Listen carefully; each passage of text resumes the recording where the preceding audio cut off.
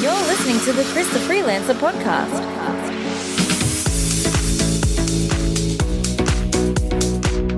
Hello and welcome to the Chris the Freelancer podcast. This is the podcast all about location independence, time freedom, and living life on your terms. Each week we interview a new guest on the show, and today I'm sitting down with Raphael Szmir, a young nomad who's following his passion for travel by building a startup that helps young people make the best choices about what activities to do on their gap years. In this week's episode, Raph and I talk about his pursuit of location independence, as well as the experience of freelancing while working on his own startup, Années Sabbatiques.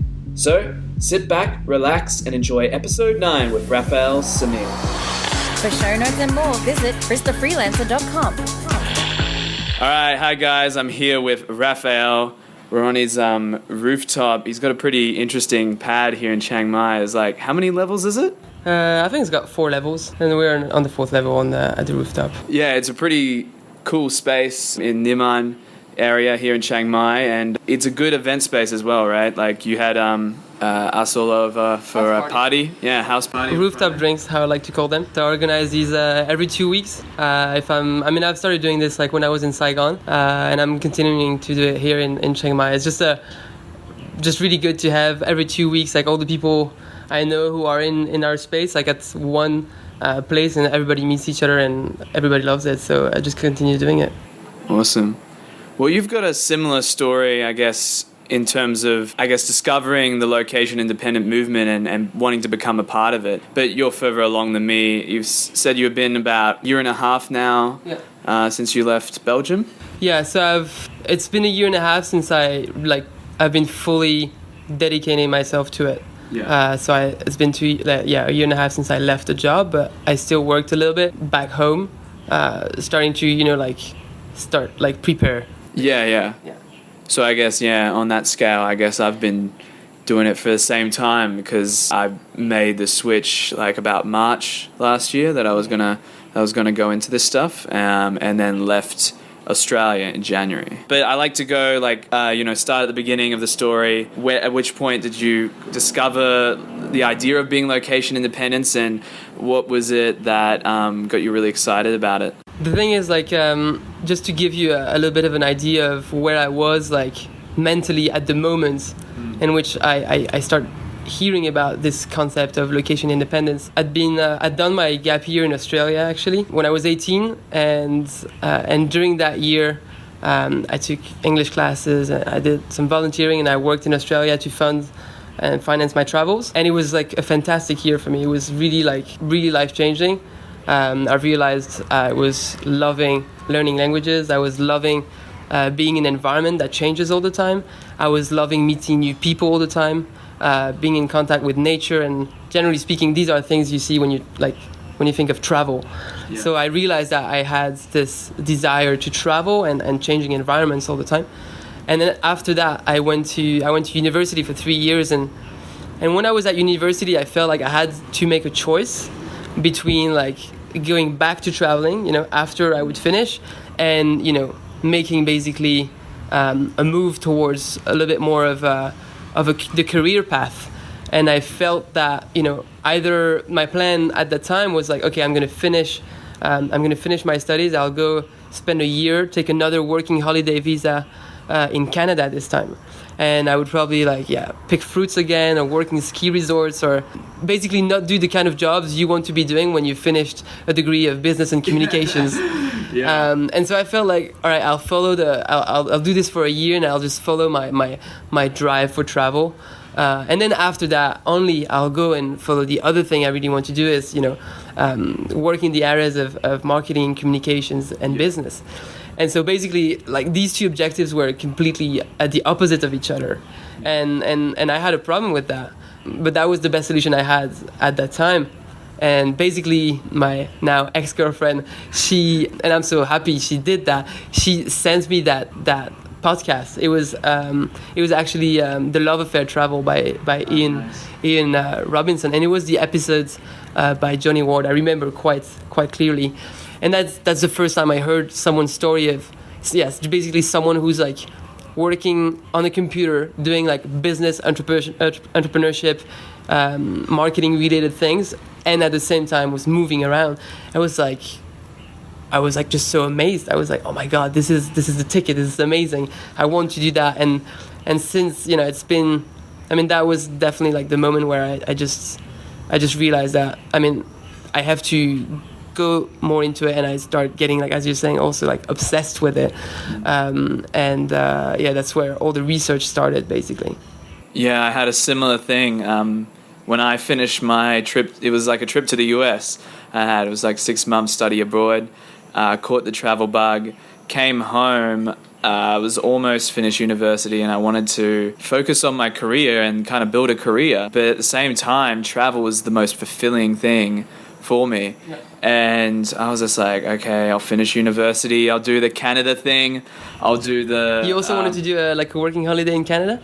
Yeah, but the problem was the work itself. Like, I really wanted to work on my career, but I wanted to meet new people and be in a different environment as well. So yeah, when I saw that article from Peter Levels about 12 subs in 12 months, that's when it clicked for me, and realized I could do both, which was perfect. So after you it clicked for you and had that moment, what was your steps after that? It's not like I became a full-time researcher of location independence, but I was like, I think in that week, I probably listened to all the episodes of that podcast, probably like in one go, and I think it just started to research a little bit everything that was on that topic. I think I've heard of Natalie Sisson and about her book, about the audiobook, and I just kind of like. I think it took me still like a few months before I decided. I was like, wow, this is it, because the first episodes I heard weren't, I wasn't quite understanding exactly all the different possibilities and stuff. So, but after a few episodes, I was like, I could start hearing some stories that I could relate to. I'd be like, yeah, I could do that. I bought that book from Natalie Sisson. That was kind of a step-by-step approach of how you can work remotely, and she was really focused on the freelancing, on how you can become actually like a freelancer, and so that's how I started to make my first moves, being like, all right, this is what I'm gonna have to do. Okay.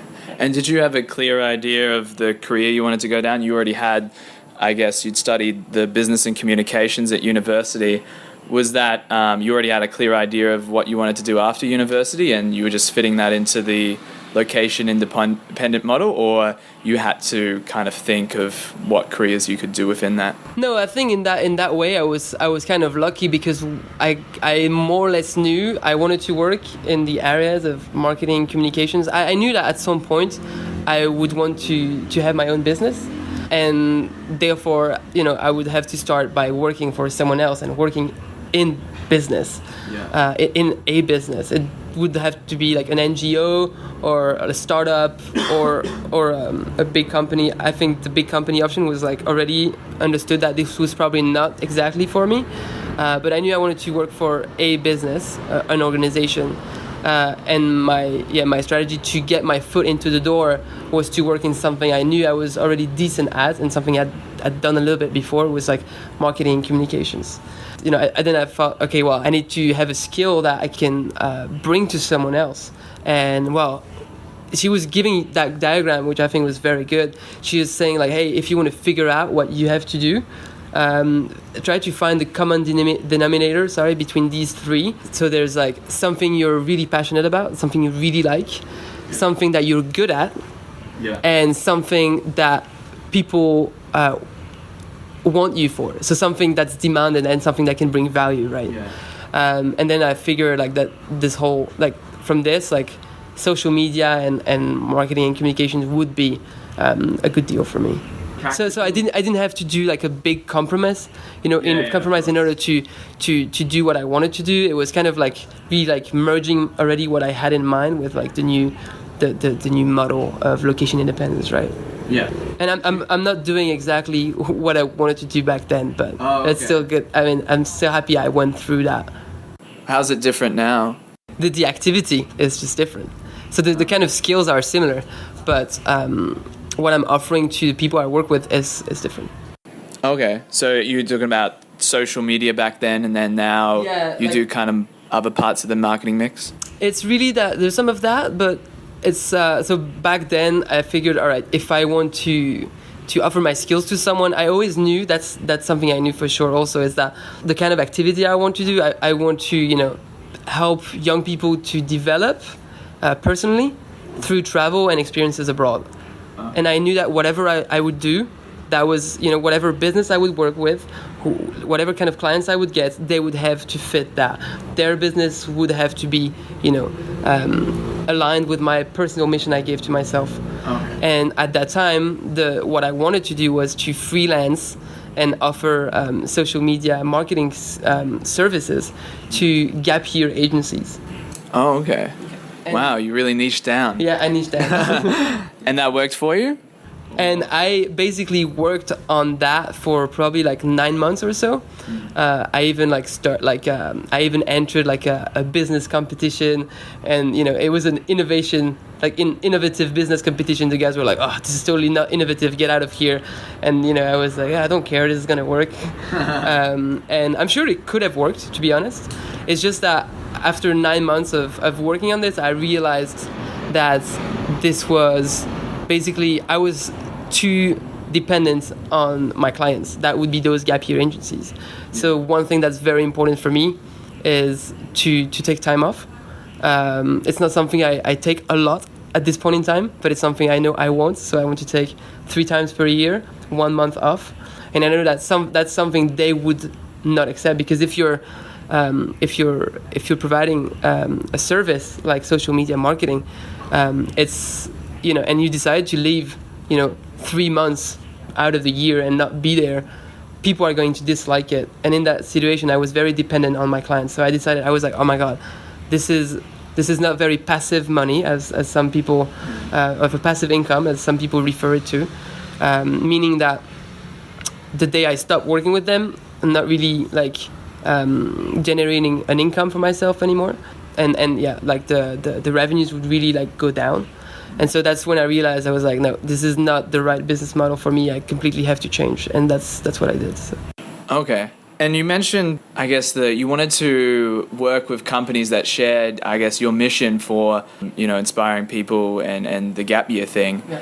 What do you think of that? Do you think it's more important to work in an organization that shares your mission, or that you're working in an area that's highly aligned with your skills and I guess your career? I guess you should do both. Yeah, I guess if there was a company that offered a role that was highly aligned with your mission but didn't really match up with what you wanted to do as a career, but then there was say Expedia or something like travel industry but digital marketing, and that's going to be great for your career. I'm just curious, do you think mission, how important is mission? And because that's something a lot of people probably don't think about, is trying to find an employer with a similar mission. Yeah, I think the level of importance is different to everyone, right? Mm-hmm. And it's probably a lot more important for me than for most people. And yeah, to answer your first question, I think you should at least try very hard to find a company that fits your mission and your skill set, and that they need your skill set. Yeah. But yeah, I think it's very important, man. If a lot of things aren't quite right in our world today, it's probably because people don't think about the mission so much. Yeah. I think if we're all really thinking super heavily on what's the real value, what is the real impact, the economical, environmental, and social impact of the activity I'm having right now, what's the actual impact? And if people would really care about this and they would only go for projects that are sustainable in that way, I think we would live in a much better world for sure. Yeah. So I think it's very important.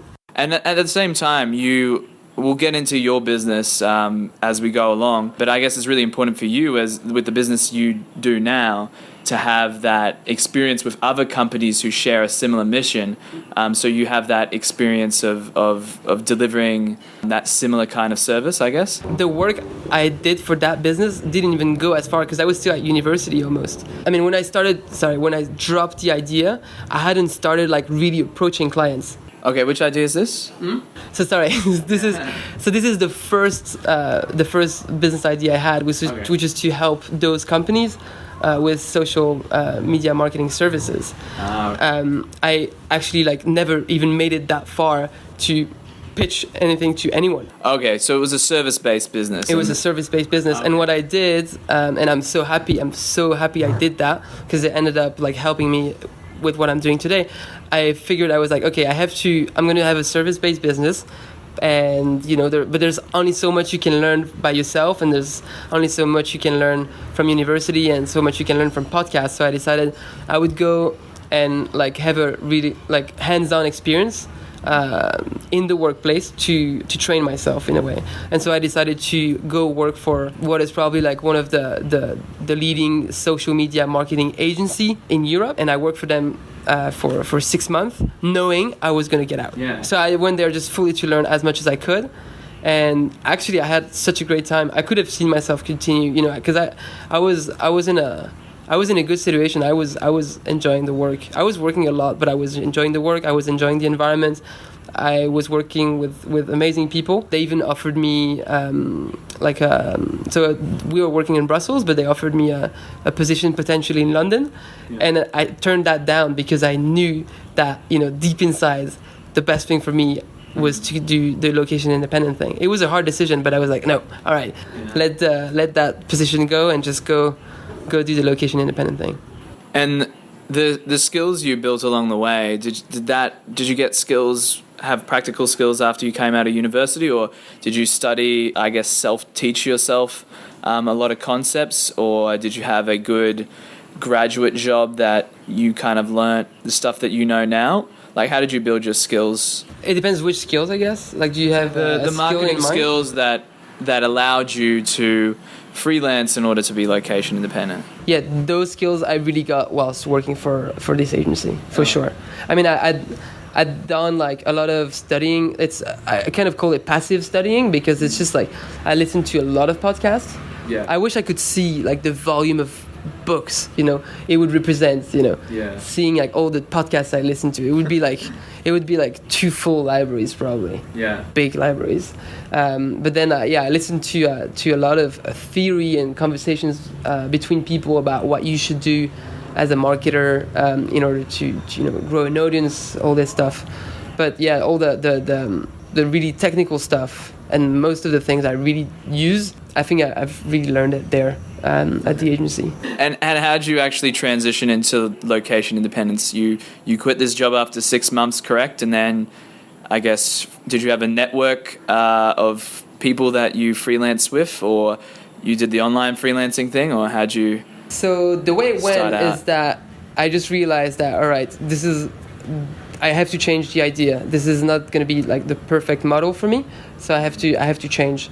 And at the same time, I quit the job. And this was the social media for the gap year programs. Exactly. Yeah. Okay. I was like, all right, this is not sustainable, because I'm going to be very dependent on my clients, and this is not something I want for myself. Mm-hmm. If all my income come from just a few businesses, I'm going to be very dependent on them, right? Yeah.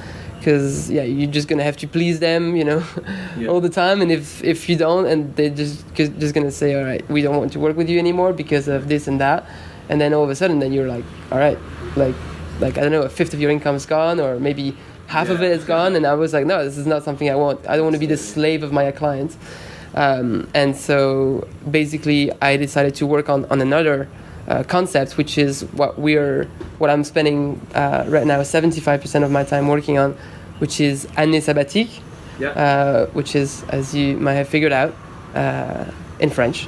And it means it's the domain name is annesabbatiques.com, which means gapyears.com.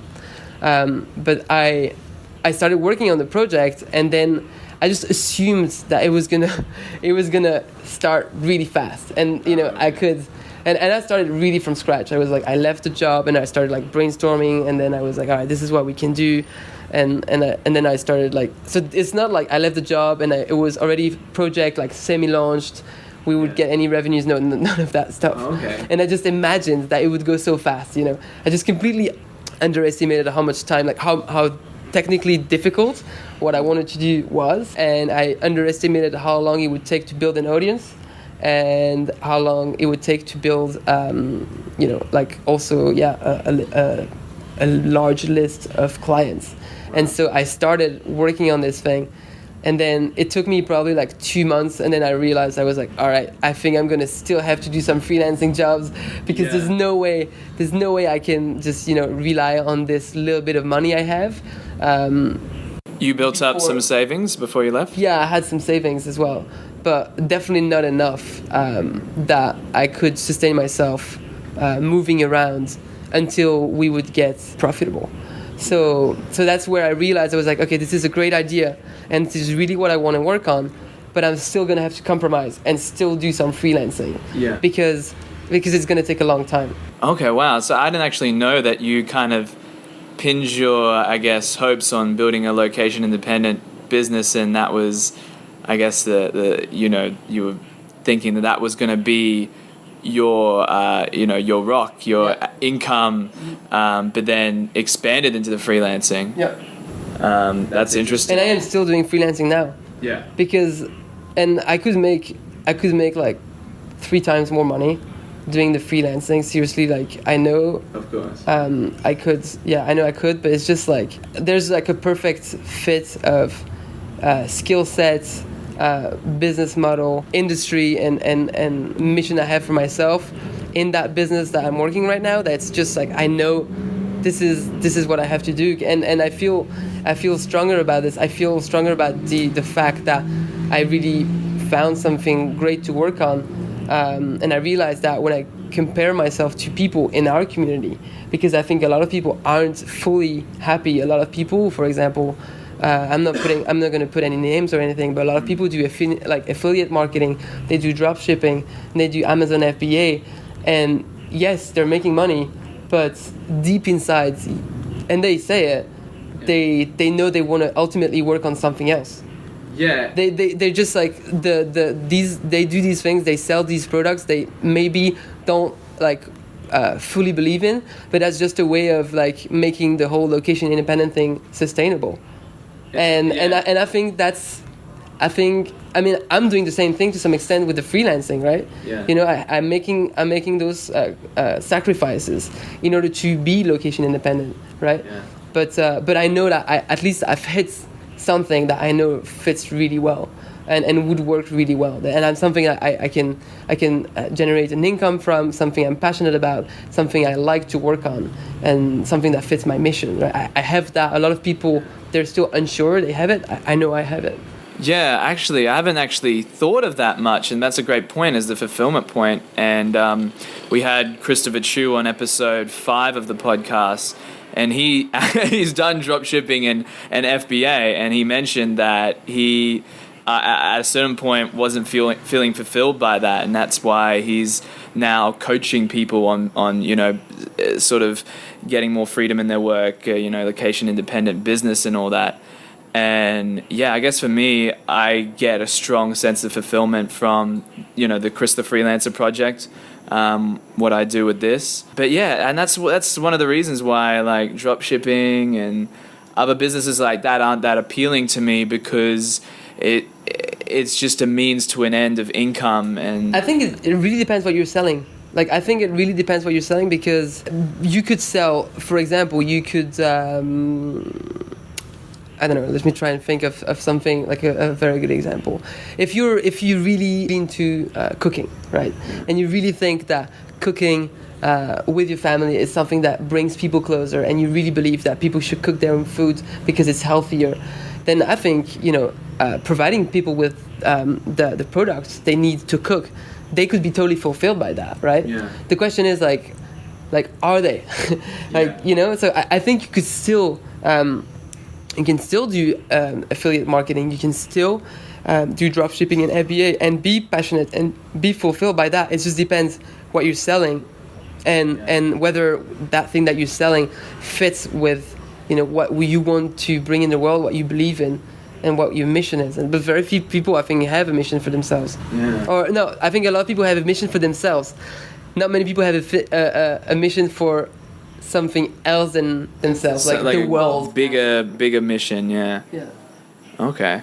So tell us about your company. It's about gap years, obviously. Yeah. We're gapyears.com, and we're helping young people to make better choices about their gap years and their projects abroad. And basically, through content, we help them figure out whether or not a gap year would be appropriate for them. Yeah. And if it is, then we help them understand what kind of program is better for them. Because the typical profile is a young French speaker in Belgium, France, or Switzerland, even Canada. No, maybe not Canada, but like they want to go learn English. That's everyone agrees. Like it's very important to speak English. And also everybody agrees that it's only when you get fully into the environment that you can really master the language, right? Or even like just really improve your skills. So there's a bunch of people who they know they want to take a year to like work on their English skills, but they're not quite sure what to do. And we help them figure out what are the best programs for them and the best options between doing an au pair program, volunteering abroad, working abroad, doing an exchange within another school and just go live in a family for a year, or doing an internship abroad or backpacking. So we help them figure out through content once again, what are the options and which ones are better depending on how much money they have, what their objectives are, what they want to do after, whether they've already been at university or not, or whether they're coming out of a job or stuff like that.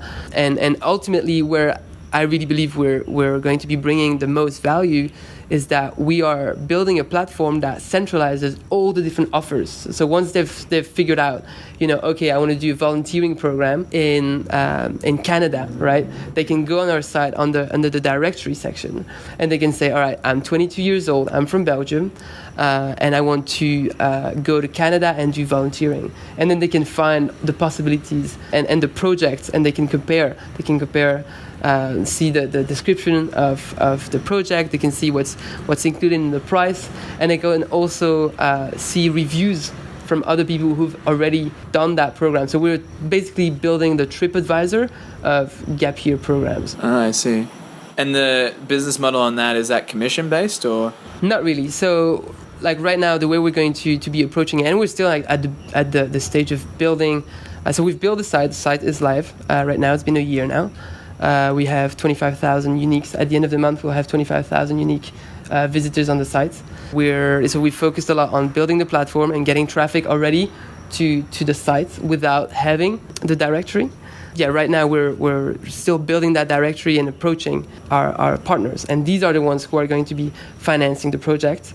But it's not going to be commission-based, it's going to be click-based. So basically, there's going to be many projects and many programs and many pages. Like on Google, you type digital nomads, and then there's going to be like 20 pages of content. Of course, people generally don't go till page 17, right? Mm-hmm. So basically, we're giving the possibility for the organizations who want to have more visibility to basically pay in order to have that visibility. And if the users, they do show some interest and they really are quality leads, only then they pay us per click within the card of the directory. Okay. And how has your experience been with building a startup and I guess navigating the challenges of traveling and working remotely? Because it's quite challenging in itself to build a startup.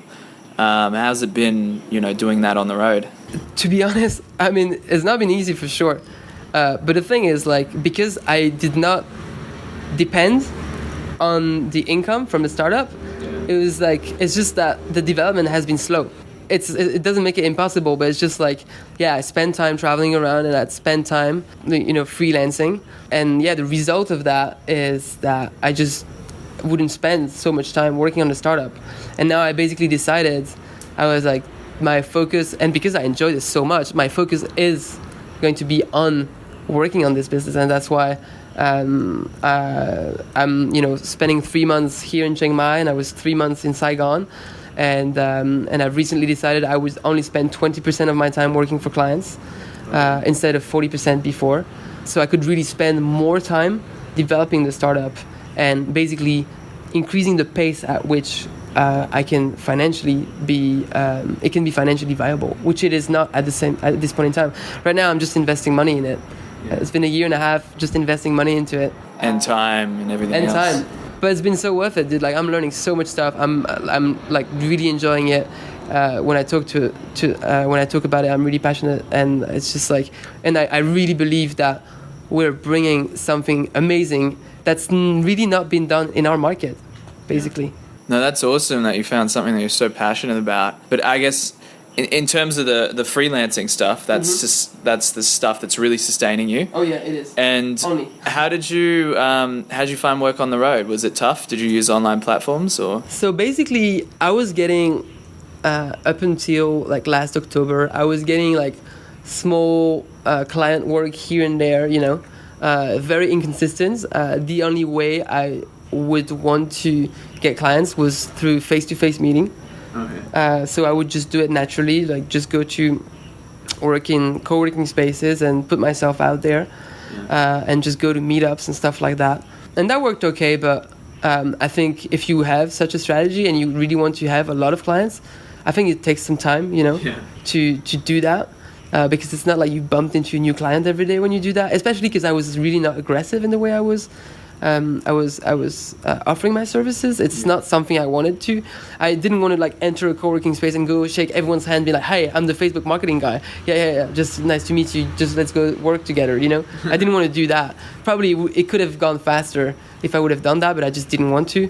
But it really became sustainable for me financially when I started working on an ongoing basis with one of my clients and do basically like 16 hours per week. And then from that point onwards, I could say, all right, I could just, look at the numbers and be like, all right, this month I have made more money than I spent.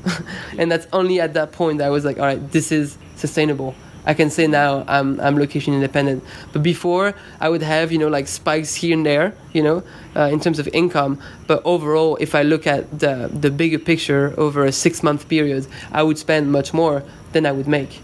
Yeah. And so that's why, I would not consider my freelancing career having multiple clients as very successful. But it's partly because I wasn't focused on it, because I was just really building the startup. Yeah. I just realized that probably like around August or July last year, I was like, all right, there's not enough money coming in. I need more financial stability, and I also need like that creative energy, and I need that creative energy to be dedicated to the startup. So I figured that if I would work on an ongoing basis with a client, you don't have to reinvent the wheel every week or every month, because there are processes, and you more or less do the same thing all the time.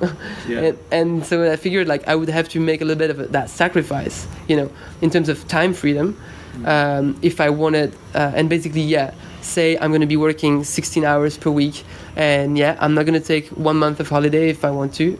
But I'll have, a good environment that sustains me financially, so I can keep on building the startup, which ultimately is really what I wanted to focus on. Okay. And that client's the same one you're working with now? Yeah.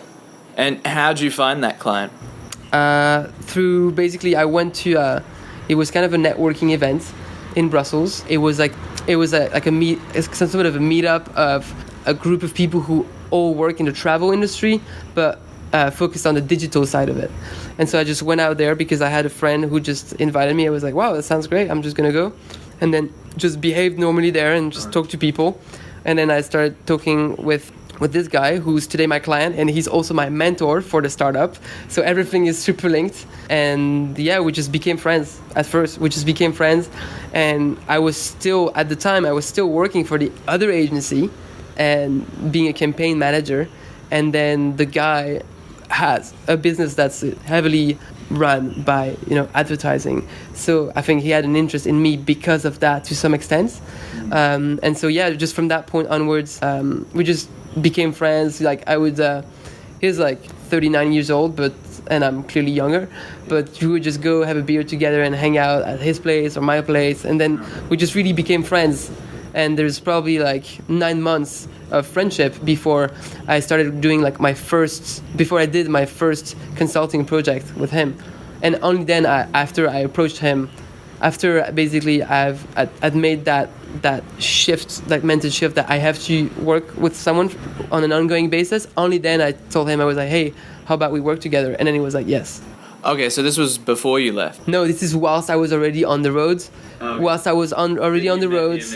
No, I met him before I left, whilst I was still working in the agency. Yeah. And then I basically worked with him once, doing a consulting project. When I was on the road, I was in Colombia at that time. He was in Brussels, but it's an American business. And then I came back. I was back home, and then I suggested to him, I was like, hey, how about we work together on an ongoing basis? And then we just talked a little bit. He talked with the team, and it was like, yeah, let's do it. Do you think it's an advantage or important to find clients back home? Is that better to have clients back home that support you being location independent, or does it matter? I think if back home is Australia, you would want to make sure you can have clients from Australia. I mean, it's from a pure financial standpoint, I think it makes a lot more sense. Like basically, and really thinking just about the financial side of it, if you're going to be offering the same service to the same kind of companies anyways, you might as well, assuming that the time difference is not too big, you might as well work with people who are in a country where the currency is high, like Australia. Yeah. Because you get paid in Aussie dollars, and that's good. As opposed to, arriving here in Chiang Mai and then trying to do business with, let's say you're doing some services, helping doing social media for any company. It's probably better for you to get your clients in Australia than find them here in Chiang Mai, because if they're Thai, and even if they're not, even if they're expats, they have access here to labor that's so much cheaper. It will make more sense for everyone, that you get your clients basically in Australia. Yeah, I didn't make my point very clear, but you got the idea, right? Yeah, I think it's definitely, I guess for anyone listening, I think it's definitely the best idea to secure work back home first. If you live in a Western country that has a strong currency, to secure work back home and then use that to travel. A guy who's probably going to be on the podcast as well, a friend of mine, Dylan, got a web development job in Australia that was able to go remote and then just went remote. And to me, that's the most reliable way of going location independent, because it's almost like the same thing as getting a job in your home country. The only difference is you have an agreement with them that you can go remote. Exactly. Yeah. Okay. So I would recommend that to anyone, for sure. So what sort of travel have you done? I mean, obviously travel is very important to you, and you figured pretty early on that you wanted to travel. But I guess there's a lot of slow travel at the moment for you, and you got to focus on, your mission with the business as well. And I guess moving around a lot wouldn't work quite well with that. Yeah. The kind of travel I've done, I've done all sorts of travel. I mean, during my nomadic experience, or like generally speaking? Yeah, generally speaking, like I think travel is an important thing to you, but then also how do you manage that with work, and where are the places you've been and enjoyed? Maybe I focus more on the nomadic then. Yeah. Because I've just. You've had a few. I've done a lot of travel. I've done a lot of travel during that year in Australia, and then after that I went in Indonesia for a month. And then I was living in the UK for 3 years where I studied. Oh wow. So that's, to some extent, that is a way of traveling in the way that you're living abroad. So I think you find a lot of the travel elements, even though you're like in the same place for 3 years. And then I would do like trips in the summer and stuff, but nothing like significant. And then but basically I started with the nomadism. I did before I really get like heavily into building the startup on the road, I was like, okay, I know I'm gonna work a lot and I'm gonna be like fully into this thing, so I want to enjoy the last moments of freedom before I get really into this. And so I took 2 months and I traveled in Ecuador as well, and I really focused on improving my Spanish skills and improving my surfing. That was last year. And once I finished with that, then I arrived in Colombia. And when I got to Colombia, I lived there last year for 5 months. And when I arrived in Colombia, I was like, okay, now this is business time.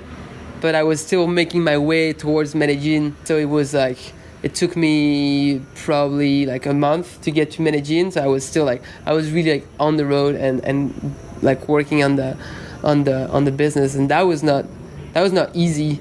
For sure, and everybody agrees across the board. When you're moving around, it's really hard to get anything done. And generally speaking, working in hostels or like being surrounded by backpackers. And I'm not criticizing backpackers. I am, to some extent, I am a backpacker, because I still do trips here and there. But it's generally speaking like hard to work when you're around backpackers because they don't quite understand what you're doing. They're still like living their year off or their summer vacation or whatever. And they don't get the big picture. So when you're just working and they're chilling, or they're going for a trip somewhere, and you say, I'm sorry, I'm just gonna keep on working. You're like, oh man, it sucks. Come on, come with us. Blah blah blah. And it's hard. It makes you feel like shit. You're like, no, it's true. Sorry for saying shit, but it's it's a little bit frustrating, I mean, at the end of it, I just got used to it. I was like, I don't care. I'm happy to do what I'm doing right now, But I think for a lot of people, it can be tough, because you don't really do anything fully, right? You're like not really doing the traveling fully because you see all these people doing stuff you're not going to be doing, and at the same time, like, it's really hard because you're on the road and you're doing work, but you're not fully doing some really good work because you're on the road, right? Yeah. So now I prefer really to be super focused on the work, and then I would take like a month off. Like that's what I did now. I took 1 month off, and like more or less like off. I traveled in Vietnam. So I bought a motorbike in Saigon, and I did like 1,700 kilometers north.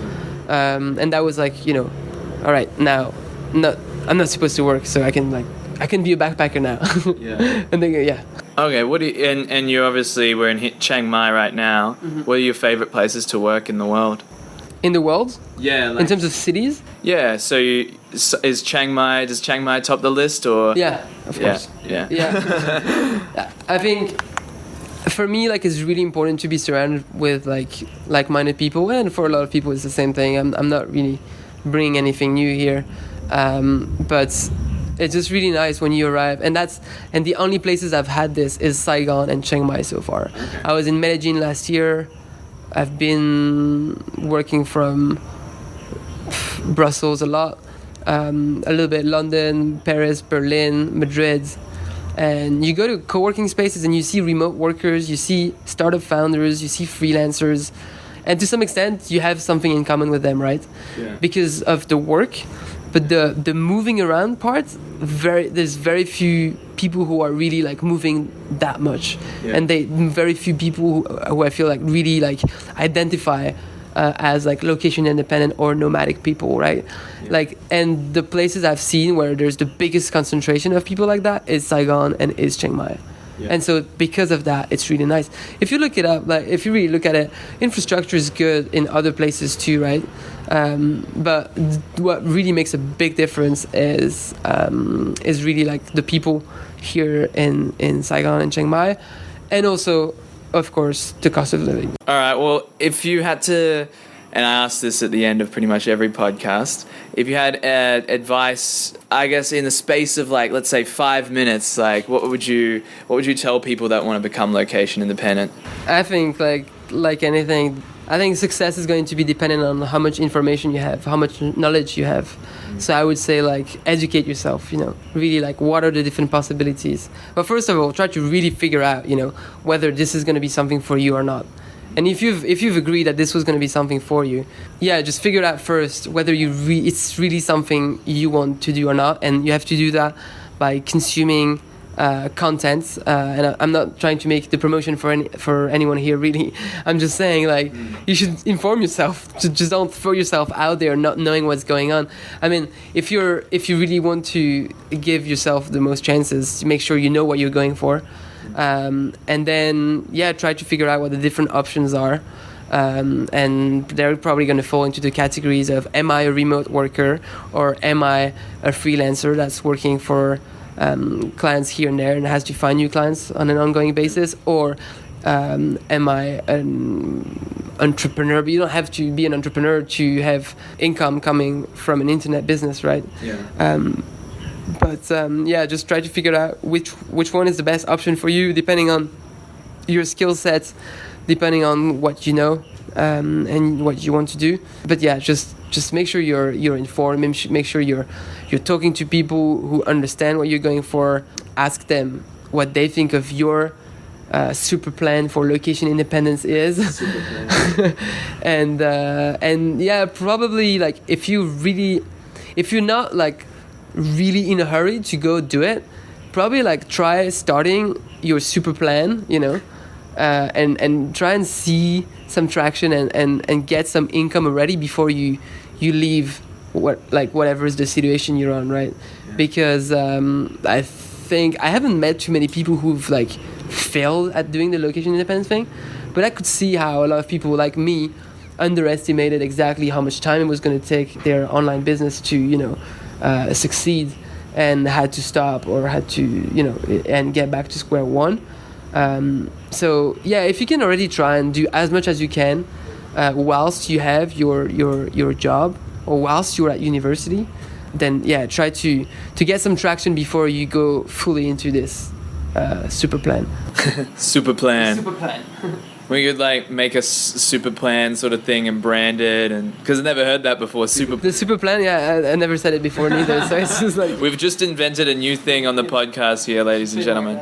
Yeah, I'm just gonna look that up now. Thanks so much for coming on the show, Raph. No worries, with pleasure.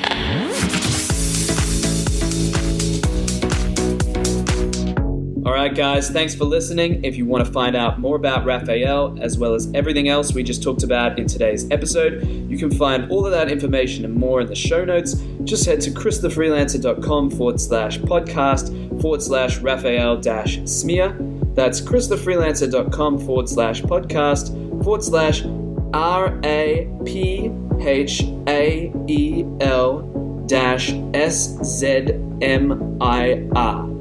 As always, thanks for listening. Be sure to hit subscribe, and we hope to see you on the next episode.